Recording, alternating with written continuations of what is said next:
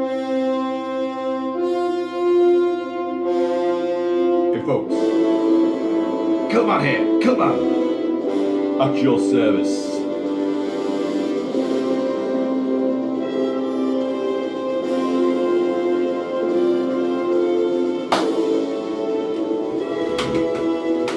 I like some rousing music. You know what this is? Carter Burwell and his score for the Coen Brothers remake of True Grit! True Grit! And that was where Rooster Cogburn, played in this case by Jeff Bridges, brilliantly rides against 4 bad guys on his lonesome. Excellent sequence, and of course, in the original version, John Wayne had the reins in his teeth. Fill your hands with lead, boys! Coming for you! Anyway, enough of all that frivolity. Now, what this is, I'm just going to turn that off now. Right, now, before we get to videos of genuine substance, by the way, if you want videos of genuine substance, I reckon you look elsewhere on YouTube, because, you know, you don't come to Kilt-Man for that, do you? I wouldn't have thought. Yeah, so, I had a Freedom Friday yesterday. Now, you know, I like to do a little Saturday morning catch-up on what happened on the Freedom Friday. And, as is often the case, my Freedom Friday was twofold. Half of it was set in Liverpool, where I work, and half of it was set on the Wirral, the Highlands of the Wirral, where I live. And so, a split shift, you could call it. I like to shake things up a bit, instead of just bouncing around the same old pubs in Liverpool, which is what I would do if I stayed there. You know, I like to come back over to my side, and it's a whole different atmosphere. It's a different thing, different kettle of whiskey. And so I get the Iron Horse back over to my side, and I noticed that opposite me was on the train was a young lad. Well, I say young, probably about 17, maybe 18, very nattily attired, kind of maybe some kind of college uniform. I don't know. I didn't see any blazer badge, but anyway, he was very, very nattily attired, and he had like an artist's, you know, canvas in front of him, and he was sketching away, and he was incredibly intent, you know, and just engrossed in his work. Shading, shading, shading, shading, shading, shading, shading, changing pencils, shading, shading, shading, looking at it, then looking really close at it, you know, really. And I was fascinated. I couldn't see what he was drawing, and I tried to make conversation with him. Big mistake. I went and said, "Oh, mate, you know, I think that's admirable. You know, your concentration there. Good on you." And he just sort of looked up at me like that, and then looked back down. He was focused on his work, focused. Now, my train journey back home is usually in the region of 25 minutes to maybe half an hour. That's not a great commute, I know, for some people who travel for hours and hours across the country, you know. More fools you. Because even 25 minutes on a fucking train can be too much. But especially when you can't wait to go back to the pub, you know. And so he was already on the train when I got on it. So half an hour later, we get off. I got on at James Street in Liverpool, and I got off at New Brighton, which is the end of the line, across, you know, under the River Mersey, and we come back to New Brighton, and he's still there. So I thought, you know, I've got to see what this masterpiece is, because it's consumed so much of just the brief time that we've spent travelling together. I can see how much it means to you. I can see the power, the magic, and the spell that your artistry holds over you, and I've just got to see what you've done. So I'm going to show you. Now, I am no artist, obviously. You know, I am not of his caliber. I don't have that eye for detail that this guy clearly has. But I'll attempt to show you. Now, obviously, I'm not going to spend all that amount of time on it, but I'm going to let's just do this. I saw it really well, because when we got off the train, I gets up to go, and I looked down, and I'd look, and he stayed, and I walked off the train, off the down the platform, and I looked in, and he was still sitting there. He's still scribing away. And, you know, I love dedication. I love the way that, you know, some people, you know, my shading really isn't on a par with his. But, you know, hopefully you'll get the gist of what I'm coming to here. I think I'm done.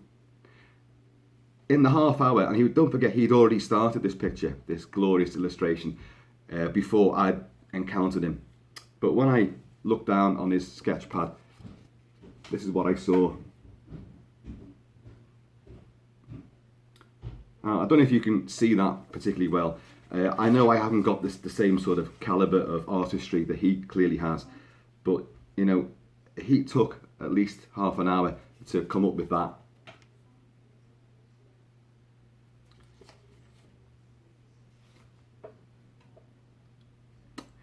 As I say, you know, some people have dedication, some people have a calling.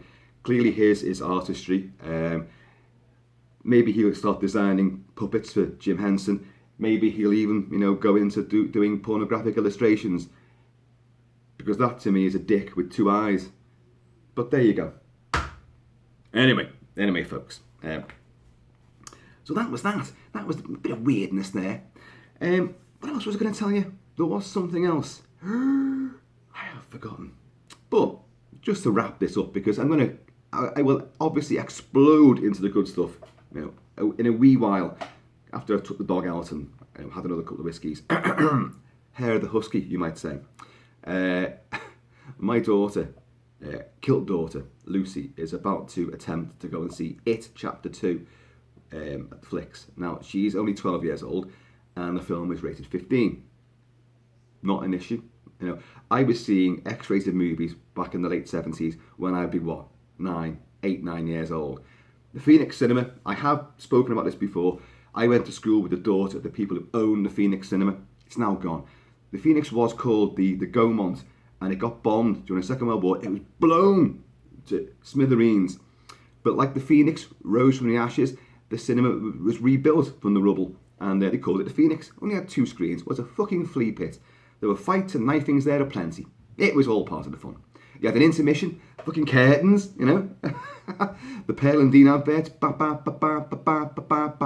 that shit, and really knackered old seats. There was Chewies and Siggies all over the show. But hey, I loved it. I spent, so much of my life was spent in that cinema. But because I went to school with Christine, who was the daughter of the people who own the cinema, because it wasn't part of a chain, it was an independently owned cinema. It was often like the focus of local news reports, because it's a piece of history, you know. Now it's gone, sadly, completely gone. And I don't half miss it. But because I knew her, I'd get him for nothing. My mate John, his mother worked on the cash desk, the cash till thing, give you tickets, and then she sells ice creams as well. Fucking only one person worked there, and that was her. You know, she did everything, projectionist as well. And so get him for nothing, and they wouldn't bat an eyelid. You didn't have to put like a big fake beard on, or you know, like make your hair like a Jewish rabbi. You know, I want 1 ticket to The Exorcist. Would a rabbi go and see The Exorcist? Well, there's an odd combination. And no disguise is necessary. Just got in, no worries. No one even quibbled it. No one queried it whatsoever. But it's a different day and age now, and young Kilt daughter, who does not look 15, although she's got her new age, you know, when were you born, you know, and she's got it all worked out, and she's going with a mate, and I said, you're going to have to put a bit of makeup on, you know, because a bit of eyeliner or just something, because a 15-year-old girl would do that, I presume. I haven't got the mind of a 15-year-old girl, but, you know, anyway. So, you know, fingers crossed and good luck to the girl, because I did it, and the reason I did it, she can go and see it if she wants to. Otherwise, it looks like I'll have to take her. And I'll have to go in disguise. But aren't you Kilt-Man? Didn't you do a video on your 12-year-old daughter? Is this the 12-year-old daughter? And I'll be like, no, that'll be some other Kilt-Man with a different daughter. It, anyway. Are you guys asked about it? I think there's a couple of letters missing from it, which is SH at the start, because I don't like it. I don't like it. When I first read the book, Stephen King's novel, and I'm way back when it first came out, I absolutely loved it until you got to that fucking conclusion.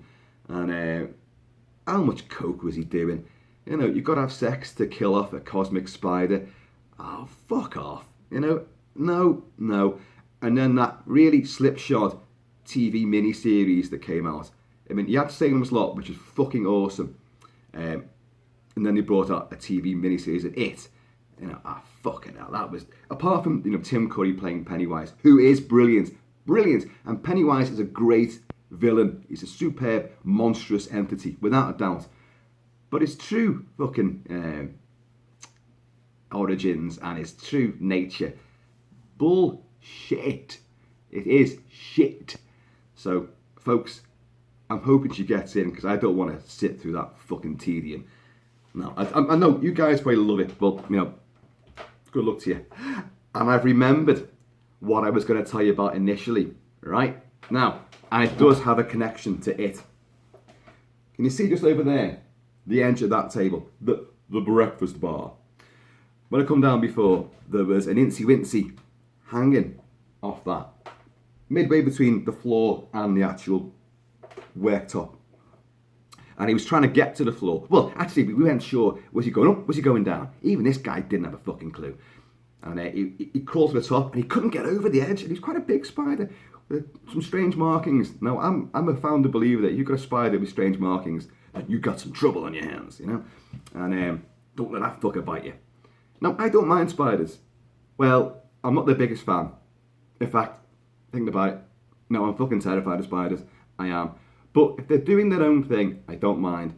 So long as they're doing their own thing, doesn't involve laying eggs in my hair, or like going into my mouth when I'm snoring, or like, you know, trying to eat me or cocoon me, then I'm fine. If you're sitting in the top corner of the room, fine, stay there, don't fucking move. The minute you come down and start scuttling, then I'm going to have to kill you.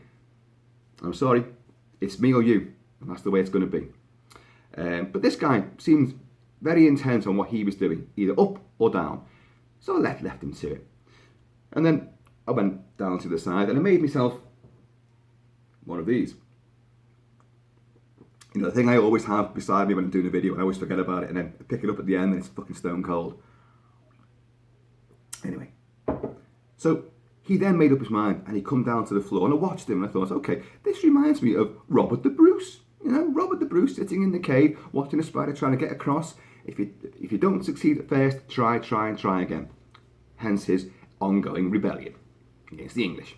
And also the myth has it. Yeah. But anyway, he comes down and he begins to scuttle. And well, he took his time. He weren't scuttling. He was just casually ambling towards the back door. Fine, you're on the way out. Okay, I ain't going to stand in your way.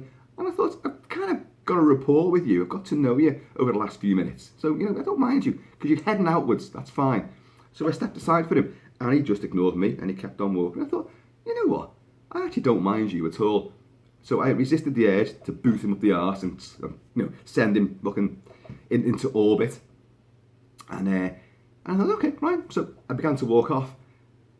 And therein lies my mistake, because I walked straight through the web that he hadn't jettisoned. He still had web hanging out of his arse, and he was still attached to the fucking worktop. And part of my primordial, primitive brain, my instincts from when caveman fought huge spiders, which is why we're still, you know, pathologically afraid of the bastards. I turned round and I thought, oh no, and he was hurtling towards me. And I let out this yelp. A grown man should never yelp, unless he has his balls caught in a vice, or a Doberman Pinscher has his knackers between its teeth. You should never yelp.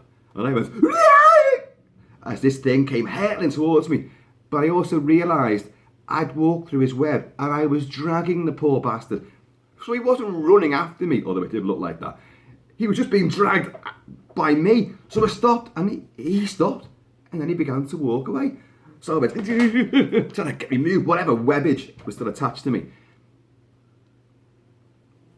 There is a fly in here now. Come back! Spider, come back and do your damn job! There's never a spider when you fucking need one, is there? They're like police. Do we really need them? We do, of course we do. So we started walking again. So I thought, okay, brilliant, and I wiped all this away, so I thought. And then I began on my way again. And then this sixth sense, spider sense, began tingling. I looked back again as I was walking, and he was going Wah! After me again. Oh my God, another yelp. And I was like, Aah! And obviously you can't find a strand of web, can you? You know, you just can't. It isn't like a rope, you know. So I just brushed myself completely down. and then ran. And I haven't seen a spider since. And he could be anywhere. I don't think he's too happy with me anymore. And after we got on so well initially. We won't mention the fact I did call Roxy, the husky dog, in and said, Roxy, look at that, look. And she was hanging there. I said, look at that. And all she could do was just go like, but she's a dog, she doesn't care about spiders, they mean nothing to her. You know? They don't do her any harm. They don't do any of us any harm, do they? Let's be honest. Spiders are the nature's gardeners. Spiders perform a great task. Just do it in the shadows where I don't see you. Can you see how the sunlight's coming through again? We've had good weather the last couple of days, and it's looking like a right rosy old day today. Folks, anyway, the artist on the train. It, shit, and spiders. Don't say I don't give you nothing. It's varied. There's food for thought there. So, in the meantime, and the in-between time, have yourself a brew. If the sun is out, go and enjoy it. And come back later.